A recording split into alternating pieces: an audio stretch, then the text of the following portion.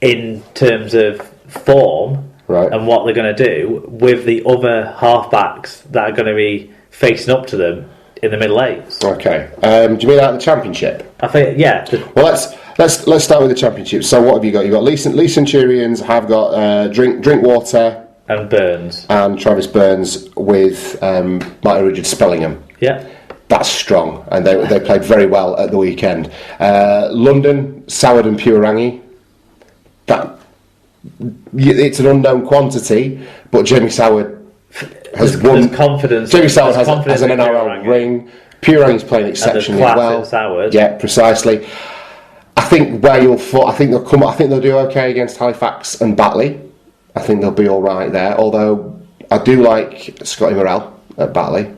At Halifax. At Halifax, forgive me. Yeah.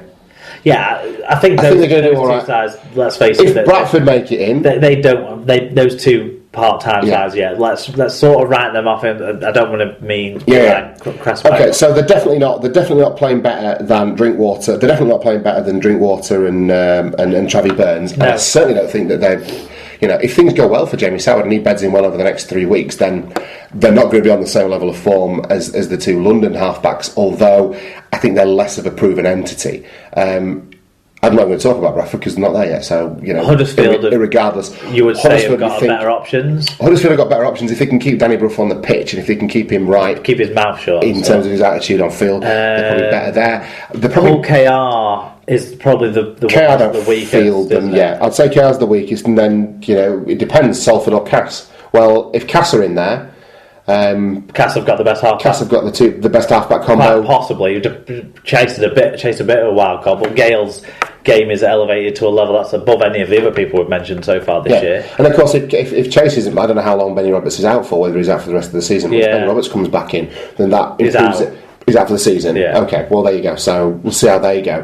But this by no means. I mean, they're at the bottom of the league for a reason. They're not firing. They're not firing across the park, and that it's not to the exclusion. Maguire really hasn't had the year he had last year. His injuries are interrupted, but he hasn't come back in the right sort of form for me. And Burrow has been far better as a dummy half, and I don't get why they're doing this.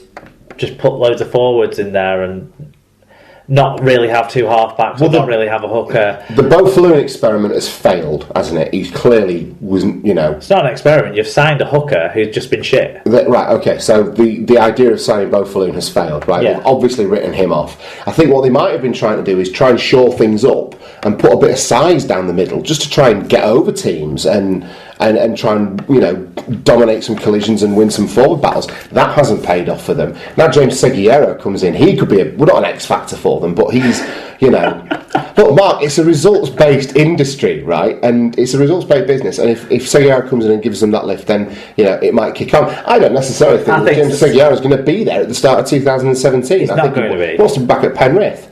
Well, he wants to be back in the NRL. He'll be, and he will be. Yeah, he's far too good. He's an absolute dynamite player that they've got there. I know you would have talked about the story last week in the news, and I didn't get really to mention it. I think it's a decent deal. It would have been a lovely conversation to have with you because it was just one of those things that I couldn't talk about. It's a decent deal for all parties. Hardacre doesn't want to be there at the moment, but things might swing around for next year, or he's got a chance to prove himself and win an NRL deal for next year. Yeah, absolutely.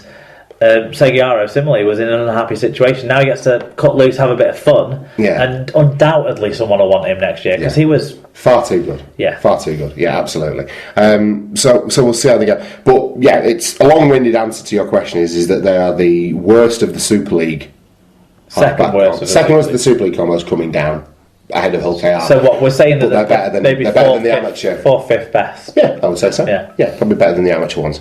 Or the part-time ones, I should say. Okay, Sunday afternoon saw Wakefield take on St Helens down at Bellevue. Saints were able to keep up their push for the top four with a 44 points to 32 victory in this one. You've got to say the forwards did a lot of the heavy lifting for St Helens in this lane of platform for guys like Johnny Lomax and what have you, but there's still big questions defensively for St Helens for me and things that they're going to need to fix up if they are going to have a serious tilt at the top four. But they came away from Wakefield 44 points to 32 winners. So despite Jacob Miller's hat trick, they're I would say they could bag them with a good 2 points. Entertainment for the spectators who were there, but not exactly for the coaches. 14 tries is the joint most tries in any Super League game so far this year.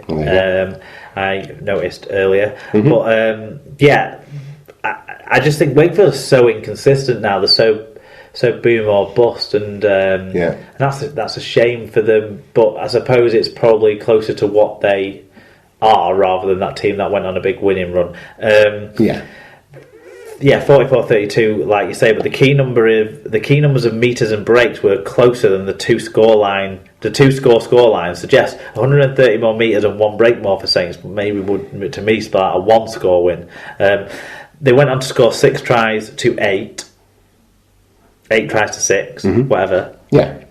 More tries. In spite of racking up a 9-4 penalty count against themselves and having a bit less ball than the home side as well, obviously, off the back of that penalty count. Individually, James Roby with a try, 5 tackles, 131 metres, 2 clean breaks, 3 successful offloads. Alex Walmsley, 6 tackles, 149 metres. Kyle Amor, 2 tries, 5 tackles, 157 metres, 5 successful offloads.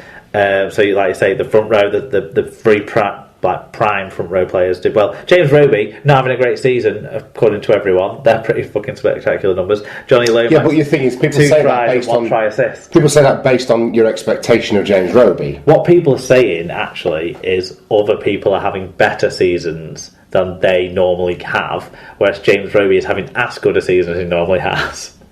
That's my view. Do you think that's what it is? Yeah. Hodgson's having such a good season, people didn't necessarily expect him to be this good this year, down under. Houghton is playing in a side that's winning well, so all the good stuff he does, which I think is limited still, to a level that isn't as good as what James Roby can bring to you. And Darryl Clark is playing like Darryl Clark that won Man of Steel 2 years ago, in terms of the way he's picking up the ball and running from dummy off, the way he's all over the pitch, in attack and defence, and the way he's actually contributing in a positive way to the scorelines when the team does well. So those players are elevated either by the team around them or by their own individual levels, whereas James Roby gets forgot. It's kind of like, because he's so good, you sort of forget. You take it for granted. Look, J-Ro's going to be in the England squad at the end of the season. There's no argument there for me. And I think it's just a question of who's going to be with him. And we've talked about this a few times. For me, it's Hodgson. It's Hodgson and Clark. They're your 3 hookers, unfortunately. Although do you need 3? Probably not, but I think it's good for. I don't think you would exclude either one of those 3, though. Fair enough. I think in terms of morale and moving forward. So individually, who stood out for us? So, we've done say so for Wakey, 3 tries and 3 clean breaks for Jacob Miller. David Fafita, 10 tackles, 122 metres. He's getting himself in the shop window, certainly for a NRL deal again next year. Reece Lynn, try assist, 6 tackles, 107 metres. Okay, Wally Frogmore got in touch with us. Wally clinging to any kind of Saints victory given the performances of his Illawarra Dragons of recent weeks, particularly today against Manly. He got in touch and said, good to snatch a win. Amor and Lomax invaluable, but it was still a bit too close for my liking. Had me sweating like a pedo at a Wiggles concert. Something on Twitter the other day told me that the Wiggles were 4 of the 12 richest Australians. That can't be true. I don't know, because the big sometimes you sometimes see I mean, I don't know enough about the history. I'll have to look them up a bit more, but that just seemed not. That seemed like it couldn't be true. When you've got Mel Gibson and Rupert Murdoch must be high Mel Gibson and Rupert Murdoch. Nicole Kidman must be. You've got to think Nicole Kidman. You've got to think Hugh Jackman's up there. You've got to think your boys out of Savage Garden. No, I'm joking. You've got to think Russell Crowe's up there. Russell Crowe's. Is he a Kiwi, isn't he? Yeah. Okay, so but in Australia you can be a Kiwi and still be an Australian. Only if you call James Taman. Exactly. There you are then. Okay, so, I mean, I'm sure one of our Aussies will, maybe they won't. It just seemed odd to me. I've not really paid much attention to the Wiggles until I saw I know they did the thing in the World Cup for the USA, but I never really, that passed me by a little bit, and then I saw the one they did for State of Origin, and then it got stuck in my head. A lot. But yeah, okay, cheers for getting in touch, Wally. Okay, what's the tail of the round, Mark? Well, we're moving away from stats for the tail of the round now, because we're starting to look at the table more with something sealed with 3 rounds left of the regular season. So Hull FC and Wigan, they seal an extra home fixture in the top 4 of the Super League Super 8s. Mm-hmm. Leeds' fate in the qualifier Super 8s has been sealed, and they can be joined by any of the 3 teams above them if those 3 teams lose next week, pending, of course, Salford's appeal, which perhaps on Wednesday this week. Okay, there you go. So things are starting to shape up for us. How have things gone in the predictions and Dream Team? Well, we didn't have a show to do predictions last week, did we? I mean, I know you did a bit, but I'm not sure how much you stuck to that for your Super Brew. I totally forgot to go on and do my Super Brew picking, so that had an impact. Right, so we can't go through the predictions individually, but Dargana sits top of the Super Brew table, last year's reigning champion. Although it was Kevin Blake who took the yellow cap this week. I believe Kevin's a Widnes fan. Well done to him. Rob Ordish, who is a Cass fan, he has the wooden spoon this week. A 3-point gap has opened up between me and you, Tom, but we're both, mid-table, not going to make a run for the title this year. Seems unlikely. Alan Bagley stays top of the Dream Team League and he's completely romping it since he's joined along, scooping the biggest score of the week again in the league, 695 points. He must put some good time into this. Yeah. The lad. He's doing well. Rate it. Yeah. Every credit. Every week he's extending his lead pretty much against some really competitive Dream Team players from our past. That's it.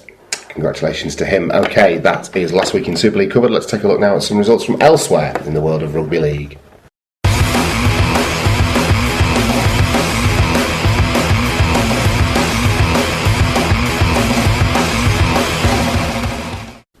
Okay, so outside of Super League then and into the Championship round 20, Sheffield's problems continue with a home defeat against the Oldham Ruffians, 24 points to 16 in favour of the side from Saddleworth Moor. It was Whitehaven 8, Batley Bulldogs 16. Dewsbury were beaten by 6 points to 34 at home against London. Chris Macy was kind enough to get in touch with us. He says, top 4 secured. Happy with the way the lads bounced back from the loss last week. Never thought I'd say it, but bring on Leeds. It was Featherstone 44, Workington 22.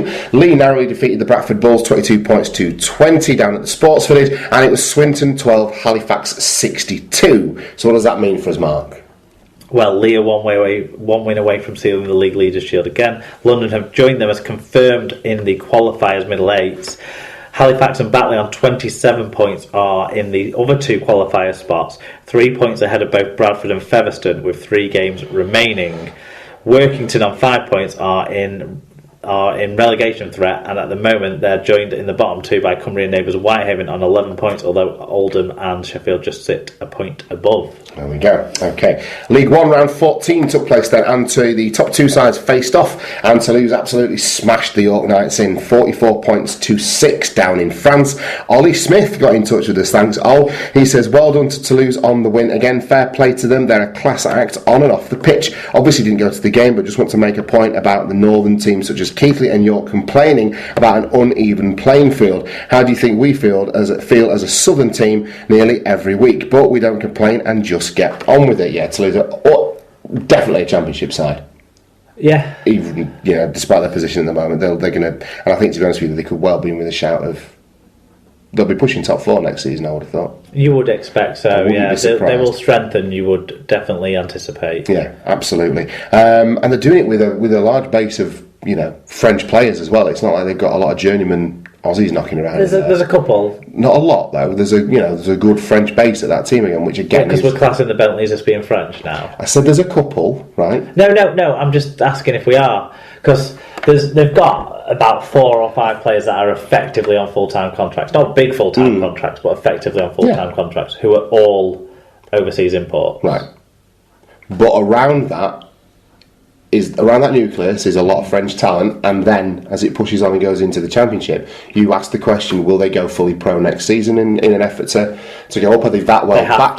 Well backed? I think they probably are and will do. And at that point, you'll see things develop for Toulouse. Other results then: it was a draw, 20 points apiece between North Wales and Coventry. Doncaster got an 80 good result that for Cov. It's a very good result. A team that had a bad result was Hemel, which will please our friend Sean Bruiser. They were beaten by 80 points to 18 over at Doncaster. Newcastle got a 50 points to 16 victory over the South Wales Scorpions, and Rochdale were 42 points to 28 winners over the Keighley Cougars.